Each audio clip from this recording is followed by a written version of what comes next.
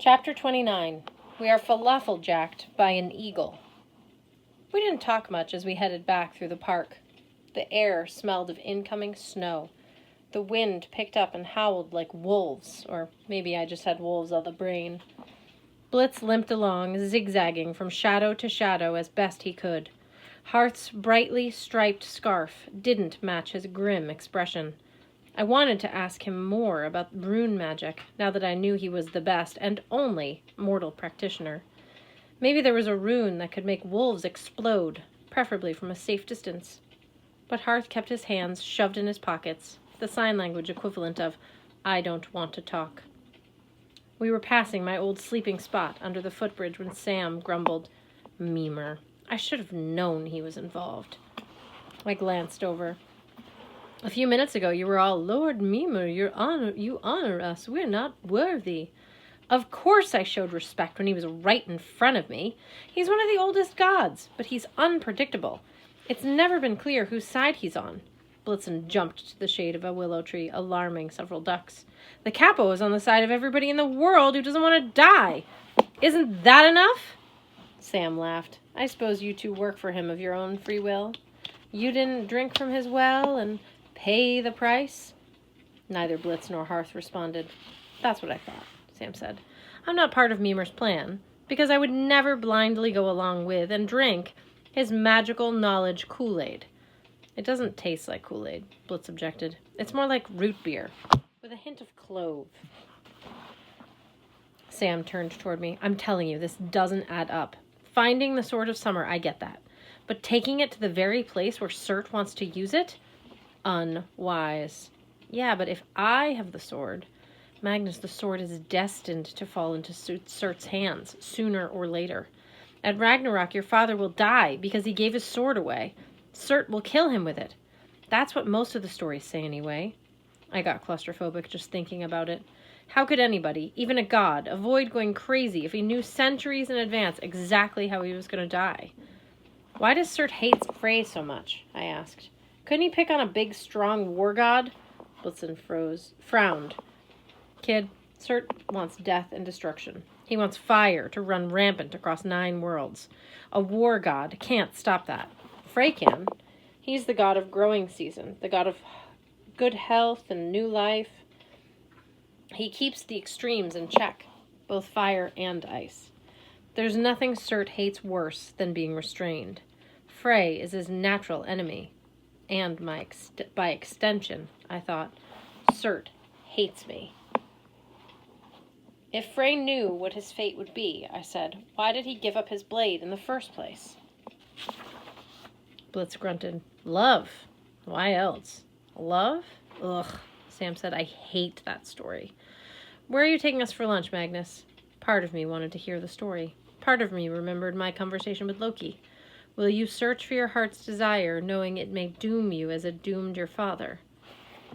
A lot of Norse stories seem to have the same message. Knowing things wasn't always worth the price. Unfortunately for me, I'd always been the curious type. "It's, just up ahead," I said. "Come on." The food court at the transportation building wasn't Valhalla, but if you were homeless in Boston, it was pretty close. The indoor atrium was warm, open to the public, and never crowded. It was only half-heartedly patrolled by private security. As long as you had a drink cup or a plate of half-eaten food, you could sit at the tables for a long time before anybody made you move. On the way in, Blitzen and Hearthstone started toward the garbage cans to check for lunch leavings, but I stopped them. "Guys, no," I said. "We're eating actual meals today. My treat." Hearth raised an eyebrow. He signed. "You have money?" "He's got that friend here," Blitzen recalled. "The falafel guy?" Sam froze in her tracks. "What?" She looked around as if just realizing where we were. "It's cool," I promised. "I know a guy at Fadlan's Falafel. You'll thank me for it. Stuff is amazing." "No, oh, gods." She hastily pulled her scarf over her hair. "Maybe I'll wait outside." "I can't." "Nonsense." Blitz hooked his arm through hers. "They might serve more food if we've got a pretty woman with us." Sam clearly wanted to bolt, but she allowed Hearth and Blitz to steer her into the food court. I guess I should have paid more attention to how uncomfortable she was acting. But once you put me within 100 feet of Fadlan's falafel, I get tunnel vision. Over the past 2 years, I'd struck up a friendship with the manager, Abdel.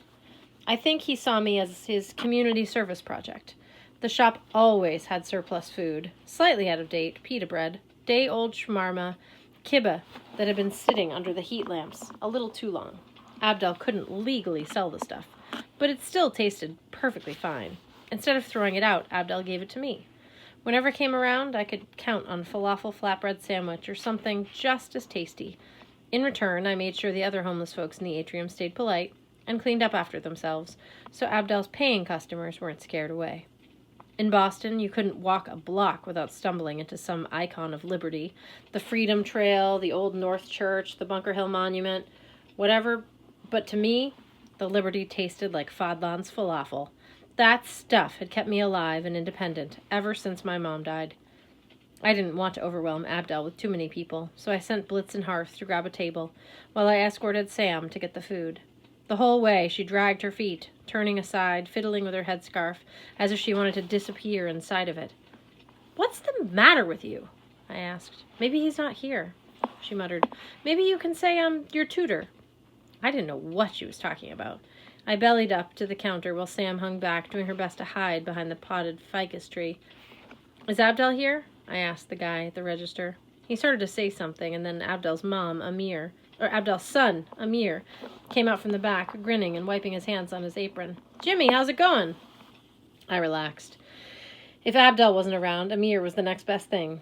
He was 18 or 19, trim and good-looking, with slick, dark hair, an Arabic tattoo on his biceps, and a smile so brilliant it could have sold truckloads of teeth whitener. Like everybody at Fadlan's Falafel, he knew me as Jimmy. "Yeah, I'm good." I said, "How's your pop?" "He's in Somerville location today. Can I get you some food?" "Man, you're the best."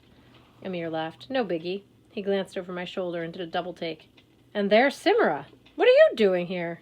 She shuffled forward. "Hi, Amir. I'm tutoring Jimmy. I'm tutoring Jimmy." "Oh, yeah?" Amir leaned on the counter, which made his arm muscles flex. The dude worked full-time at his dad's various shops, yet somehow he managed to avoid getting even a speck of grease on his white t-shirt. "Don't you have school?"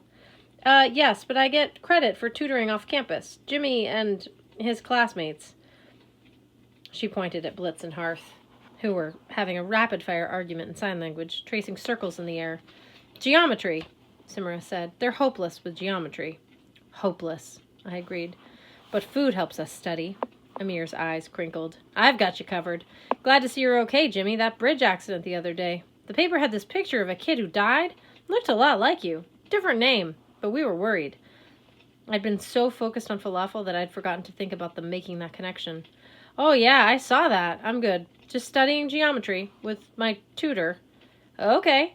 Amir smiled at Sam. The awkwardness was so thick you could have cut it with a broadsword. "Well, Simra, say hi to Jib and Bibby for me. You guys go ahead and sit. I'll bring some food in a sec." Sam muttered something that might have been thanks a lot or kill me now. Then we joined Blitz and Hearth at the table. "What was that about?" I asked her. "How do you know Amir?" She pulled her scarf a little lower on her forehead. "Don't sit too close to me. Try to look like we're talking about geometry." "Triangles," I said. "Quadrangles." "Also, why are you embarrassed? Amir's awesome. If you know the Fadlan family, you're like a rock star to me." "He's my cousin," she blurted. "Second cousin. Twice removed, or something." I looked at Hearth. He was scowling at the floor. Blitz had taken off his ski mask and glasses, I guess because the interior light didn't bother him as much, and was now sullenly spinning a plastic fork on the table. Apparently I'd missed a good argument with him and Hearth. "Okay," I said, "but why so nervous?" "Can you drop it?" she said. I raised my hands. "Fine, let's start over. Hi, everybody, I'm Magnus, and I'm an energy. If we're not going to study geography, can we talk about how we're going to find the sword of summer?" Nobody answered. A pigeon waddled past, pecking at crumbs. I glanced back at the falafel shop. For some reason, Amir had rolled down the steel curtain. I'd never seen him close the shop during lunch hour. I wondered if Sam had somehow offended him and he'd cut off my falafel allowance. If so, I was going to go berserker. What happened to her food? I wondered. At my feet, a small voice croaked. I can help with both those questions. I looked down. My week had been so whack, I didn't even flinch when I realized who had spoken. Hey guys, I said. The pigeon wants to help. The pigeon fluttered onto the table. Hearth nearly fell out of his chair. Blitz snatched up his fork. Service here can be a little slow, said the pigeon, but I can speed up your order. I can also tell you where to find the sword. Sam reached for her axe. That's not a pigeon. The bird regarded her with a beady orange eye. Maybe not. But if you kill me, you'll never get your lunch. You'll also never find the sword or see your intended again. Simra's eyes looked like they were going to shoot across the atrium.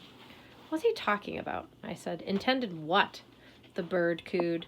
If you ever want Fadlan's falafel to open again. Okay, that's a declaration of war. I considered grabbing for the bird, but even with my energy reflexes, I doubt I could catch it. What have you done? What happened to Amir? Nothing. Yet, said the pigeon. I'll bring you your lunch. All I want is first pick of the food. I said. And assuming I believe you, what would you want in exchange for information about the sword? A favor. It's negotiable.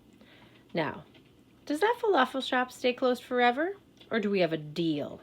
Blitzen shook his head. Don't do it, Magnus. Hearth signed. Pigeon cannot be trusted. Sam met my eyes. Her expression was pleading, almost frantic. Either she liked falafel even more than I did, or she was worried about something else. Fine, I said. Bring us our lunch. Immediately, the shop's steel curtain rolled up. The cashier stood like a statue, the phone on his ear. Then he unfroze, glanced over his shoulder, and shouted an order to the cook as if nothing had happened. The pigeon took off and sped toward the shop, disappearing around the corner. The cashier didn't seem to notice. A moment later, a much larger bird shot out of the kitchen, a bald eagle with a tray in his claws. He landed in the middle of our table. You're an eagle now? I said. Yeah, he said in the same croaky voice. I like to mix it up. Here's your food. It was everything I could have asked for. Steaming squares of spiced ground beef kibbeh, a stack of lamb kebabs with mint yogurt dip, 4 fresh slabs of pita bread filled with deep-fried nuggets of chickpea goodness, drizzled in tahini sauce and garnished with pickle wedges. Oh, Helheim, yes! I reached for the tray, but the eagle pecked at my hand. Now, he chided, I get first pick. Ever seen an eagle eat falafel? That horrifying image now haunts my nightmares. Faster than I could blink, the eagle struck, vacuuming up everything but a single wedge of pickle. Hey! I yelled. Sam rose, hefting her axe. He's a giant. He's gotta be. We had a deal, the eagle belched. Now, about the sword. I let loose a guttural roar, the cry of a man who had been deprived of his rightful kibbeh. I drew my sword and smacked an eagle flat with the flat of the blade. It wasn't the most rational move, but I was hungry. I was angry. I hated being taken advantage of, and I didn't particularly like bald eagles. The blade hit the bird's back and stuck there like superglue. I tried to pull it away, but it wouldn't move. My hands were grafted to the sword grip. Okay, then, the eagle squawked. We can play it that way. He took off through the food court at about 60 miles an hour, dragging me along behind him.